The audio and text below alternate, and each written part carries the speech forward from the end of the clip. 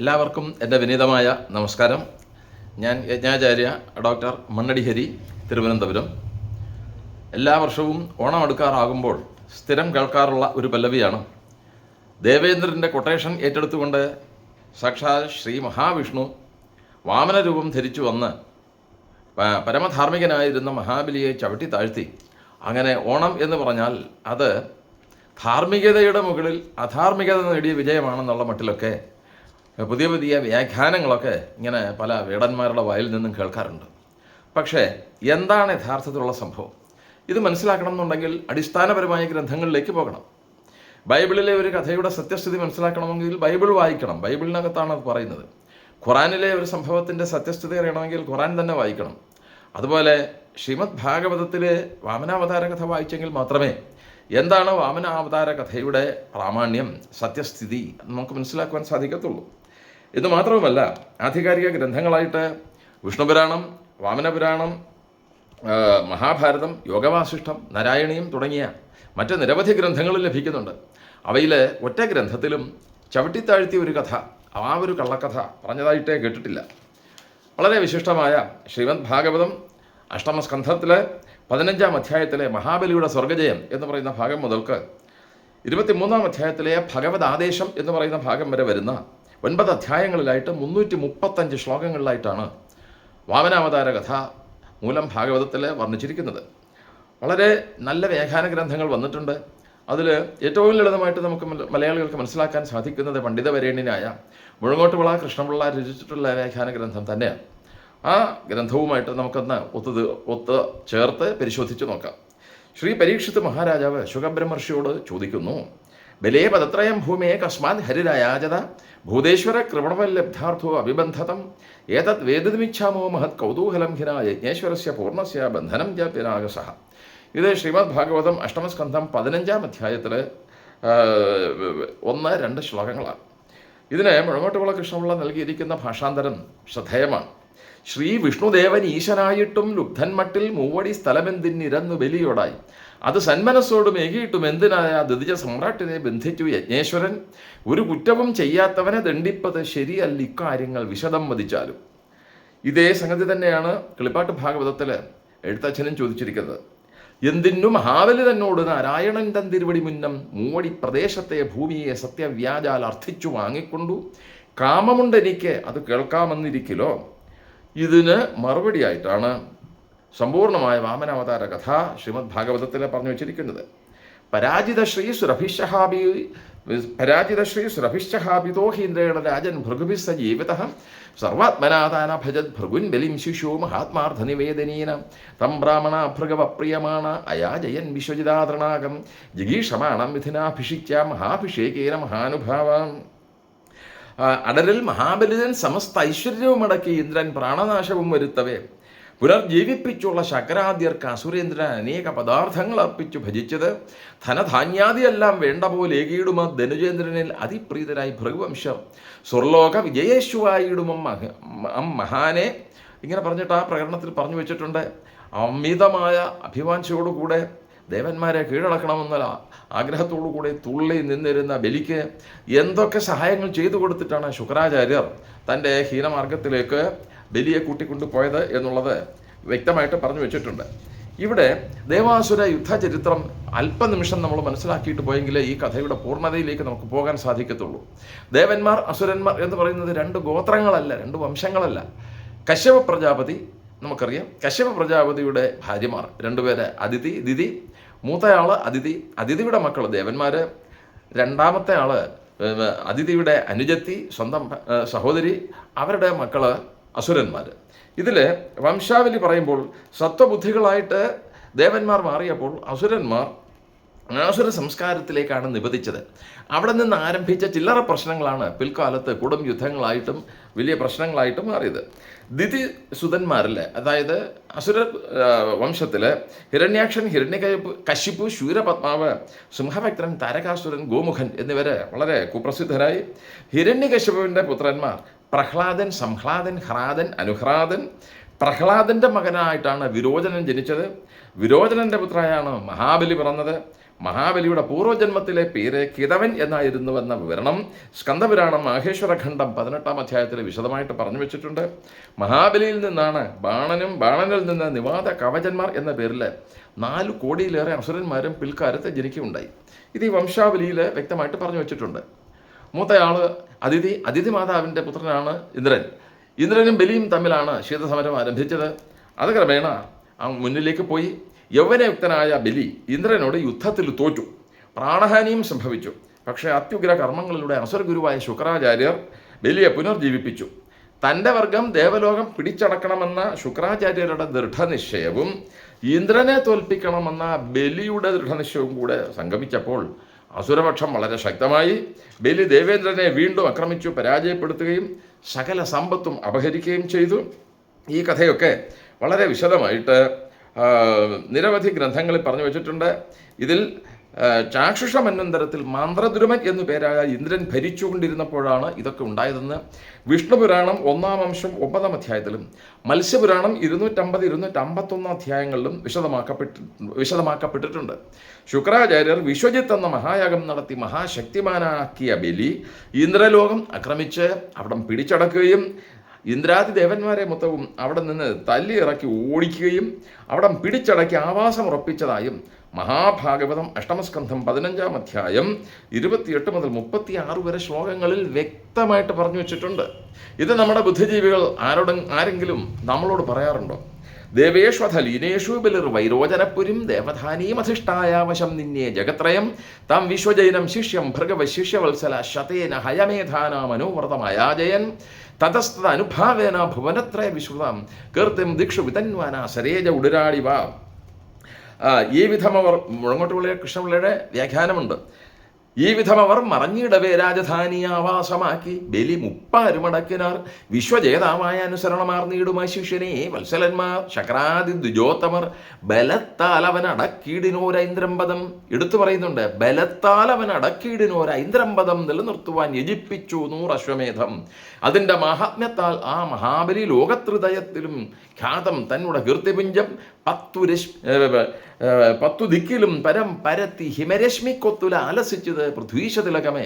ഇത്രയും കൊണ്ട് കൃതകൃത്യനായെന്ന മട്ടിൽ വർത്തിക്കും മഹാബലി ഭൂദേവാനുഗ്രഹത്താൽ സ്വായത്തമാക്കി ക്രമവൃദ്ധിയെ പ്രാപിച്ചതാം ശ്രീയാൽ സമാശ്ലിഷ്ടനായി വസിച്ചാൻ വിണ്ണിൽ സുഖം. ഇത് വ്യക്തമായിട്ട് പറഞ്ഞു വെച്ചിട്ടുണ്ട്. ദേവലോകം പിടിച്ചടക്കി മഹാബലി ദേവേന്ദ്രനെയും ഒക്കെ അവിടെ നിന്ന് തല്ലിച്ചാടിച്ചു. അവസാനം ദേവമാതാവായ അതിഥി കശ്യപ പ്രജാപതി എടുത്ത് സങ്കടം പറയുന്നു. കശ്യപ പ്രജാപതി സങ്കല്പിക്കുന്നു. അദ്ദേഹത്തിന് മനസ്സിലാക്കുവാൻ സാധിക്കുന്നു ശ്രീഹരി വിഷ്ണുവിൻ്റെ അടുത്ത അവതാരം ഉടനെ സംഭവിക്കുന്നു. സാന്ത്വനപ്പെടുത്തി ശ്രീഹരി വിഷ്ണു വിചാരിച്ചെങ്കിൽ നിന്റെ മക്കളുടെ സങ്കടം തീർക്കാൻ സാധിക്കത്തുള്ളൂ, പയോവ്രതം അനുഷ്ഠിച്ചുകൊള്ളൂ എന്ന് പറയുന്നു. ആ പയോവ്രതം അനുഷ്ഠിച്ചു. ആ പയോവ്രതത്തിൻ്റെ അന്ത്യത്തിൽ സാക്ഷാ ശ്രീഹരി വിഷ്ണു അതിഥി മാതാവിന് പ്രത്യക്ഷപ്പെടുന്നു. സങ്കടങ്ങളൊക്കെ കേട്ടു. എന്നിട്ട് എൻ്റെ മക്കൾ ജീവനോടെ ഇരിക്കുന്നു, അവരെ രക്ഷിക്കണമെന്ന് ഒരമ്മയുടെ ഉള്ളുരുകിയ പ്രാർത്ഥനയുടെ പരിണിത ഫലമായിട്ടാണ് അവിടെ ആ അവതാരം സംഭവിക്കുന്നത്. അങ്ങ് അല്പം പോലും സങ്കടപ്പെടേണ്ട.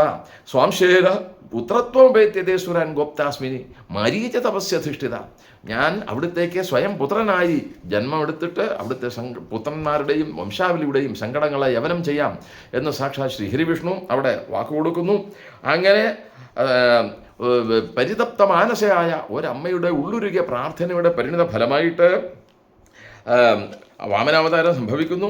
ഭാദ്രപദ മാസത്തിൽ ശുക്ലപക്ഷത്തിൽ 12-ാം തിഥിയിൽ ശ്രാവണ നക്ഷത്രത്തിൽ അഭിജിത്ത് എന്ന ശുഭമുഹൂർത്തത്തിൽ ചതുർബാഹുവായി ജന്മമെടുത്ത ഭഗവാൻ ശ്രീ മഹാവിഷ്ണു വാമനനായി അവസ്ഥാന്തരത്തെ പ്രാപിച്ച് ഉപേന്ദ്രൻ എന്ന പേരോടെ സർവ്വദേവതകളിൽ നിന്ന് ലഭ്യങ്ങളായ ദിവ്യ ഉപഹാരങ്ങളും സ്വീകരിച്ചുകൊണ്ട് നർമ്മദാ നദിയുടെ വടക്ക് തീരത്ത് ഭൃഗുകച്ചകം എന്ന സ്ഥലത്തെ മഹാബലിയാഗം നടത്തിക്കൊണ്ടിരുന്ന സ്ഥലത്തേക്ക് മന്ദം മന്ദം കടന്നു ചെന്നു. അവിടെ ചെന്ന് കണ്ട മഹാതേജസ്വിയായ ഭഗവാനെ കണ്ടപ്പോൾ തന്നെ സാക്ഷാത് ശ്രീ മഹാബലി അദ്ദേഹം ഒന്നും അല്ലാതായിത്തീരുന്നു. എന്നിട്ട് ആഗമനോദ്ദേശം ആരാഞ്ഞു. അപ്പോൾ മഹാബലിയോട് വാമനരൂപിയായ ഭഗവാൻ ഒറ്റ കാര്യമേ ആവശ്യപ്പെടുന്നുള്ളൂ. അത് ശ്രീമദ് ഭാഗവതം മൂലം ഭാഗവതം അഷ്ടമസ്കന്ധം 19-ാം അധ്യായത്തിൽ 16-ാം ശ്ലോകം പറയുന്നു, തസ്മാത് ത്വത്തോ മഹീമീഷത് പ്രണേഹം വരദർഷഭാത് പദാനി ത്രീണി ദൈത്രീന്ദ്യ സംവിധാനി പദാമമ നാന്യത്തെ കാമയേ രാജൻ വദാന്യ ജഗദീശ്വര നൈന പ്രാപനോതി വൈ വിദ്വാൻ യാവദർത്ഥ പ്രതിഗ്രഹ. വരദന്മാരിൽ ശ്രേഷ്ഠനാകിന ഭവാനോട് വരിച്ചിടുന്നേനൽപ്പം ഭൂമിஞான സുരേന്ദ്ര, എന്നുടെ പാദത്താൽ മൂവടിയളവാളം മന്നിടം മാത്രം ദാനം ചെയ്യുന്നതേ വേണ്ടൂ. ഇത് കേട്ടിട്ട് വാമനനെ പുച്ഛിക്കുകയാണ്, പരിഹസിക്കുകയാണ് മഹാബലി. മാം വജോഭിസമാരാധ്യാലോകാനാമേകമീശ്വരം പദത്രയം വ്രണീതയോ അബുദ്ധിമൻ ദ്വിപദാശുഷം നപുമാൻ മാമുപവ്രജ്യ ഭൂയോ യാചിതുമർഹസി തസ്മാത് വൃത്തികരിം ഭൂമിം വട്ടോ കാമം പ്രതിശ്ശമേ. ഈ പരിഹാസം, പുച്ഛം മൂലം ഭാഗവതം അഷ്ടമസ്കന്ധത്തിലെ 19-ാം അധ്യായത്തിൽ 19-20 ശ്ലോകങ്ങളിൽ വ്യക്തമായിട്ട് പറയുന്നു. ഇത് കേരളത്തിലെ ഏതെങ്കിലും ബുദ്ധിജീവി സമൂഹത്തോട് തുറന്നു പറയുന്നുണ്ടോ? എന്തുകൊണ്ട് നിങ്ങൾ ഇത് പറയുന്നില്ല? ഇതിൻ്റെ ട്രാൻസ്ലേഷൻ മുഴങ്ങോട്ടുവിള കൃഷ്ണപിള്ള കൊടുത്തിരിക്കുന്നു. മഹാബലി സാക്ഷാ ശ്രീഹരി വിഷ്ണുവിനോട് പറയുന്നത്, വടുരൂപിയായി നിൽക്കുന്ന ശ്രീഹരി വിഷ്ണുവെ ആളറിയാഞ്ഞിട്ട് പരിഹസിച്ചുകൊണ്ട് പറയുന്നു. എന്താ പറയുന്നത്? ലോകങ്ങൾക്കെല്ലാം ഏകനാഥനായി ദ്വീപക്കണക്കേകുവാൻ പോരും എന്നെ സ്തുതിയാൽ തുഷ്ടനാക്കി മൂവടി സ്ഥലം മാത്രം ആവശ്യപ്പെടുന്നവൻ ഭൂവിതിൽ ഭോഷന്മാരിലൊക്കെയും അഖിലേശ്വരൻ. എന്നോടൊരിക്കൽ വന്ന് യാചിക്കുന്നവൻ പിന്നെ അന്യരോടൊരിക്കലും ഇരക്കാൻ അർഹനല്ല. അതിനാൽ അങ്ങേക്ക് ഉപജീവനത്തിന് വേണ്ടും ക്ഷിതി അങ്ങിന്ന് ദാനമായി വാങ്ങിക്കൊള്ളൂ. എങ്ങനെയുണ്ട് കഥ? ഈ പ്രപഞ്ചത്തിൻ്റെ മൊത്തവും സൃഷ്ടിയും സ്ഥിതിയും രൂപാന്തരപ്രാപ്തി നിർവഹിക്കുന്ന സാക്ഷാൽ ശ്രീഹരി വിഷ്ണുവിനോട് ആളറിയാതെ മരമണ്ടൻ മഹാബലി പറയുന്നു, അങ്ങേക്ക് ഉപജീവനത്തിന് വേണ്ട ക്ഷിതി എത്ര വേണോ അത് എന്നോട് വാങ്ങിക്കൊള്ളൂ എന്ന് പറയുന്നു. ഈ മറുപടി കേട്ട് കഴിഞ്ഞപ്പോഴേക്കും അദ്ദേഹം ഉറപ്പിച്ചു പറയുന്നു, ഞാൻ ബ്രാഹ്മണനാണ്. എതിർശാൽ അഭതുഷ്ടസ്യ തേജോ വിപ്രസ്യ വർദ്ധതേ. വിപ്രന്റെ ലക്ഷണം പറയുന്നു. എന്താണോ കിട്ടുന്നത് അതുകൊണ്ട് തൃപ്തിപ്പെടുന്നതാണ് വിപ്രന്റെ ലക്ഷണം, എനിക്കിത് മതി എന്ന് പറയുന്നു. ആ മറുപടി കേട്ട് കഴിഞ്ഞപ്പോൾ ശുക്രാചാര്യർ കണ്ടുപിടിക്കുന്നു ഇത് സാക്ഷാൽ ശ്രീഹരി വിഷ്ണുവാണെന്ന്. പെട്ടെന്ന് മഹാബലിയെ വിലക്കുന്നു, നീ പിന്മാറണം. അവസാനം മഹാബലി വളരെ സന്തുഷ്ടനായി. കാരണം ശുക്രന്റെ പിടിയിൽ നിന്ന് രക്ഷപ്പെടാൻ സാക്ഷാൽ ശ്രീഹരി വിഷ്ണു തന്നെ വന്നിരിക്കുന്നു. തൻ്റെ മുത്തച്ഛനായ പ്രഹ്ലാദനെ രക്ഷിച്ച അതേ ശ്രീഹരി വിഷ്ണു തൻ്റെ മുന്നിൽ വന്നിരിക്കുന്നെങ്കിൽ ഇതിൽ പരം തനിക്കൊരു ഗോൾഡൻ ചാൻസിന് വേറെ വരാനില്ല എന്ന് തിരിച്ചറിയുന്നു. എന്നിട്ട് വിഷ്ണു പക്ഷത്തേക്ക് ചേർന്നു. പെട്ടെന്ന് ശുക്രൻ ശപിക്കുകയാണ്. മാം വജോഭിസ് ദൃഢം പണ്ഡിതമാന്യജ്ഞസ്തബ്ധോസ്യ അസ്മദുപേക്ഷയ മത്ശാസനാദിഗോയസ്ത്വം അജിരാദഭ്രസസേ ശ്രിയാം. പണ്ഡിതമാനിയായിട്ട് എന്നുടനെ ദേശത്തെ ഖണ്ഡിച്ച് ഗുരുവാകും എന്നെയും ഉപേക്ഷിച്ച് എന്നാജ്ഞ ലംഘിച്ച് അഹങ്കരിപ്പോരജ്ഞനാം നിന്നുന്നത ഐശ്വര്യം നശിക്കട്ടെ ഈ ക്ഷണമെന്നാൻ. ഗുരു ശപിക്കാൻ പാടില്ല ശിഷ്യനെ. ശിഷ്യൻ ആപത്തിൽപ്പെട്ടാൽ ഗുരു താങ്ങി രക്ഷിക്കുകയാണ് വേണ്ടത്. ഭാരതീയ വേദാന്ത പ്രകാരം 2 തരം ഗുരുക്കന്മാരുണ്ട്, സദ്ഗുരു അസദ്ഗുരു. ഇവിടെ താൻ അസദ്ഗുരുവാണെന്ന് ഇദ്ദേഹം അവിടെ ശുക്രൻ സ്വയം തെളിയിച്ചിരിക്കുകയായിരുന്നു. അവസാനം രണ്ടും കൽപ്പിച്ച് വിന്ധ്യാവലിയുടെ സഹായത്തോടുകൂടെ സാക്ഷാൽ മഹാബലി ഭൂദാനത്തിനുള്ള പ്രക്രിയകളൊക്കെ നിർവഹിച്ചു. അപ്പോൾ ശരിക്കും പറഞ്ഞു കഴിഞ്ഞിരുന്നാൽ ഭഗവാൻ തൻ്റെ അലൗകികമായ മായാപ്രഭാവം കൊണ്ട് തൻ്റെ ത്രിവിക്രമ സ്വരൂപം സ്വീകരിക്കുകയും ഇങ്ങനെ സർവസ്വവും ഭഗവാൻ അളന്നെടുത്തിരിക്കുന്നു എന്നൊരു അനുഭൂതി മഹാബലിയുടെ മനസ്സിലേക്ക് സന്നിവേശിപ്പിക്കുകയും ചെയ്തു. ഈ സമയത്ത് ഗരുഡനാൽ ബന്ധിതനായ മഹാബലി അവിടെ ഇരിക്കുന്നു. ആ 3-ാം പദം വെക്കുവാൻ ഇടം ചോദിച്ചു. അപ്പോൾ ബലി പറയുകയാണ്, യദ്യുത്തമ ശ്ലോക ഭവാൻ മമേരിതം വജോ വെളീകം സുരവത്യമന്യതേ പരോമൃതം തന്ന ഭവേത് പ്രലംഭനം പദം തൃതീയം കുരു ശീർഷ്ണിമേ നിജം. ഇത് അഷ്ടമസ്കന്ധ 22-ാം അധ്യായം 2-ാം ശ്ലോകത്തിലാണ്. തൻ്റെ സർവസ്വവും നഷ്ടപ്പെട്ടു. തൻ്റെ അഹന്തയുടെ പ്രതീകമായ പൊങ്ങി നിൽക്കുന്ന തല മാത്രമേ തനിക്കിനി ശേഷിക്കുന്നുള്ളൂ എന്ന് തിരിച്ചറിഞ്ഞപ്പോൾ ആ തലയിൽ ഭഗവാനെ അവിടുത്തെ ശിരസ് വെച്ച് രക്ഷിക്കണേ, പാദം വെച്ച് രക്ഷിക്കണേ എന്ന് അഭ്യർത്ഥിക്കുകയാണ്. ഉത്തമ ശ്ലോകാസുരാധീശ മമവാക്യം സത്യമാക്കുന്നേൻ. അത് വഞ്ചനയല്ല, എൻ്റെ ഈ ഉത്തമാംഗത്തിൽ ഭവാൻ വെച്ചാലും 3-ാം പദം. അപ്പോഴേക്കും അവിടെ പ്രഹ്ലാദനെത്തുന്നു. എന്നിട്ട് പ്രഹ്ലാദനെ കൂടെ കണ്ടു കഴിഞ്ഞപ്പോഴേക്കും സാക്ഷാൽ ശ്രീഹരി വിഷ്ണു വാമനസ്വരൂപനായ ഭഗവാന് വളരെ സന്തോഷമായി. അവസാനം ഞാൻ അപ്രകരണം വളരെ ചുരുക്കി പറയുകയാണ്. എല്ലാ സംഗതികളും മംഗളകരമാകട്ടെ എന്ന് ആശംസിക്കുന്നു. എന്നിട്ട് സാക്ഷാൽ ശ്രീഹരി തൻ്റെ ദിവ്യമായ ഭാവത്തെ അവിടെ പ്രകടമാക്കിക്കൊണ്ട് രക്ഷിഷ്യേ സന്തതോഹം ത്വാം സാനുഗം സപരിച്ഛദം സദാ സന്നിഹിതം വീരാതത്രമാം ദൃക്ഷതേ ഭവാൻ തത്ര ദാനവദൈത്യാനാം സംഘാത്തേ ഭാവ ആസുര ദൃഷ്ട്വാ മദനുഭാവം വൈ സദ്യ കുണ്ഠോ വിനംക്ഷസി. നീ ഒട്ടും വിഷമിക്കണ്ട. നിനക്ക് ഭാവിയിൽ സാവർണ്യമന്വന്തരത്തിലാണ് ഇന്ദ്രപ്പട്ടം പറഞ്ഞു വെച്ചിരിക്കുന്നത്. അത് നീ നേരത്തെ ശുക്രാചാര്യരുടെ ദുർബോധന ദുഷ്പ്രകരണ കാരണം പിടിച്ചടക്കിയത് കൊണ്ടാണ് ഈ കുഴപ്പങ്ങളൊക്കെ വന്നത്. അതിതാ പരിഹൃതമായിരിക്കുന്നു.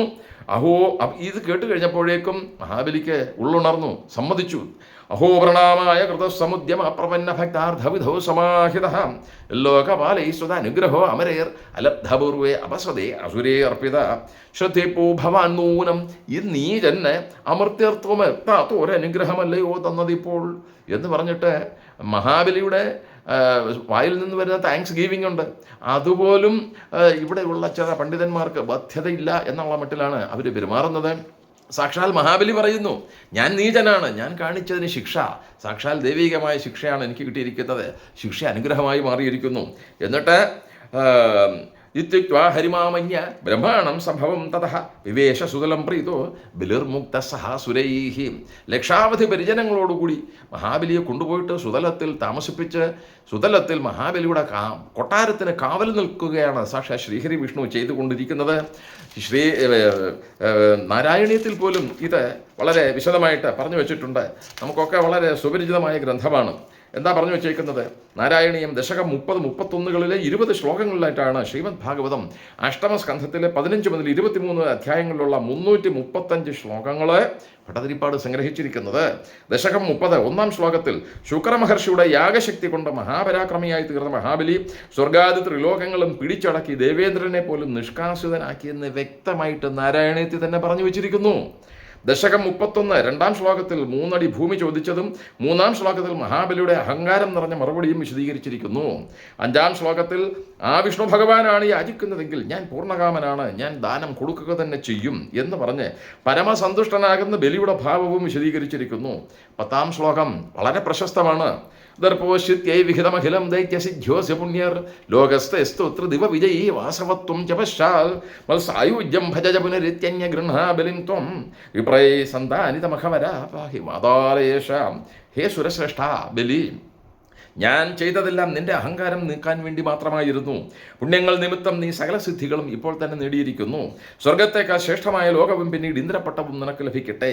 അതിനുശേഷം എൻ്റെ സായുജ്യം നീ പ്രാപിക്കുക എന്നിങ്ങനെ മഹാബലിയെ ഭഗവാൻ അനുഗ്രഹിച്ച് ഭാവിയിൽ 8-ാമത്തെ സാവർണ്യ മന്വന്തരത്തിൽ ഇന്ദ്രപട്ടം നൽകുന്ന ഉറപ്പും നൽകിയിട്ട് സുതലത്തിൽ കൊണ്ടുപോയി തന്നോടൊപ്പം താമസിപ്പിച്ച് സുതലത്തിൽ സാക്ഷാൽ ശ്രീഹരി വിഷ്ണു മഹാബലിയുടെ കൊട്ടാരത്തിന് ലക്ഷാവധി പരിജനങ്ങളോടൊപ്പം മഹാബലി താമസിക്കുന്ന കൊട്ടാരത്തിന് കാവൽ നിൽക്കുന്ന പരിപൂർണമായ ഐശ്വര്യപൂർണമായ വിഭൂതിപൂർണമായ ചിത്രമാണ് നമ്മുടെ ഗ്രന്ഥങ്ങളിൽ നിന്ന് കിട്ടുന്നത്. അതുകൊണ്ട് 2 കൈയും എടുത്ത് ഞാൻ തൊഴുകയാണ്. ബുദ്ധിജീവികളെന്ന് സ്വയം അഭിമാനിക്കുന്ന ആളുകളായിക്കോട്ടെ, അല്ലെങ്കിൽ അറിഞ്ഞുകൂടാത്ത ആളുകളായിക്കോട്ടെ, ദയവായി ഗ്രന്ഥങ്ങൾ വായിക്കുക, അതിലെ സത്യങ്ങൾ തിരിച്ചറിയുക. ഇനിയുമെങ്കിലും ഈ ചവിട്ടിത്താഴ്ത്തൽ കഥ, കള്ളക്കഥ ദയവായിട്ട് ഒഴിവാക്കുക. തീർച്ചയായിട്ടും അത് ആവശ്യമാണ്. വിനയപൂർവ്വം അഭ്യർത്ഥിക്കുകയാണ്. ഓം നമോ ഭഗവതേ വാസുദേവായ.